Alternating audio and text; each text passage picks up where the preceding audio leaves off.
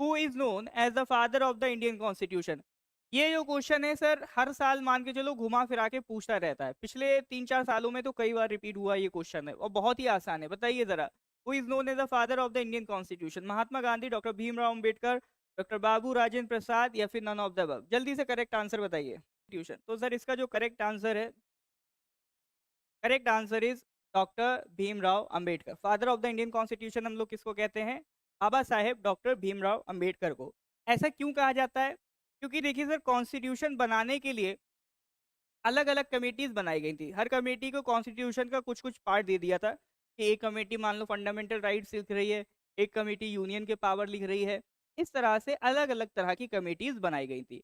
But in सारी committees में जो सबसे इम्पोर्टेंट कमेटी थी, दैट वाज ड्राफ्टिंग कमेटी। ठीक है, तो डिफरेंट डिफरेंट कमिटीज बनाई गई थी, बट इन सारी कमिटीज में जो सबसे इम्पोर्टेंट कमेटी थी, दैट वाज ड्राफ्टिंग कमेटी। क्योंकि सब लोग कुछ भी लिख के आ रहे थे, अल्टीमेटली कहाँ सबमिट कर रहे थे? ड्राफ्टिंग कमेटी को। और इस ड्राफ्टिंग कमेटी के चेयरमैन कौन थे?